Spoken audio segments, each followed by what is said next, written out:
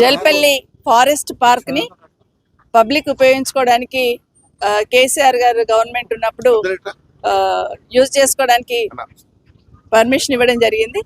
So చాలా మంది చాలా మంది ఇక్కడ ఉన్న వాళ్ళు కొంతమంది ఇప్పుడిప్పుడే అలవాటు పడుతూ వాకింగ్ కొంచెం చేయడానికి ట్రై చేస్తూ ఉన్నారు. మా సోదరులు ప్రెస్ సోదరులందరూ కూడా వాకింగ్ ఉపయోగించుకుంటున్నాం, బాగా ఉంది, ఇంకా బాగా చేయండి మేడం అంటే ఇక్కడికి రావడం జరిగింది. డెఫినెట్గా ఈ పార్క్ని ఇంకా కొంత బ్యూటిఫికేషన్ చేసి ఇక్కడున్న జనాలకి ఉపయోగపడేటట్టు తప్పకుండా చేయడం జరుగుతుంది.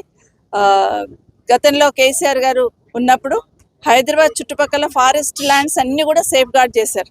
ప్రతి ఫారెస్ట్ ల్యాండ్ని ఐ థింక్ ఇది 37 ఎకరాలు, 175 ఎకరాల ల్యాండ్ ఇది. ఎక్కడ కబ్జా కాకుండా అన్ని ఫారెస్ట్ ఏరియాలో ఉన్న వాళ్ళ అన్ని ల్యాండ్స్కి మొత్తం మెష్ చేస్తూ సేఫ్ గార్డ్ చేయడం జరిగింది. వాకింగ్ ట్రాక్స్ చేసి ఉన్నారు. హైదరాబాద్ చుట్టుపక్కలనే దాదాపుగా 55 పార్కులు ఇట్లా చేసి ఇవ్వడం జరిగింది. దీనివల్ల పార్కులను సేఫ్ గార్డ్ చేయడం ఒకటైతే లోకల్లో ఉన్న పబ్లిక్ అర్బన్ పార్క్స్ అని క్రియేట్ చేస్తూ ఇవ్వడం జరుగుతుంది. ఎగ్జాంపుల్ మన పోలీస్ అకాడమీ దగ్గర ఒక అర్బన్ పార్క్ ఉంది. Every Sunday minimum 2000 members walking చేస్తూ ఉంటారు. సో అట్లాగే ఇది కూడా తప్పకుండా క్లీన్ చేసి నీట్గా పెడతాం, తప్పకుండా ఉపయోగించుకోవాలని కోరుతా ఉన్నాను. పిల్లలకి చిల్డ్రన్స్కి కూడా పెట్టడం జరిగింది.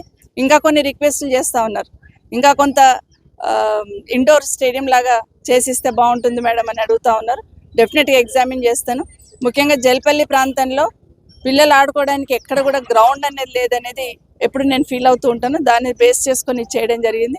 వీలుంటే ఎదురుగుండా ఏరియాని కూడా ట్రై చేస్తాను. అక్కడున్న ఫారెస్ట్ ల్యాండ్ కూడా చేసి అక్కడ లేడీస్కి ఇక్కడ జెంట్స్కి చేస్తే ఎట్లా ఉంటుందని కూడా డెఫినెట్గా ఎగ్జామిన్ చేసి వీళ్ళని తొందరలో నిర్ణయం తీసుకుంటాను.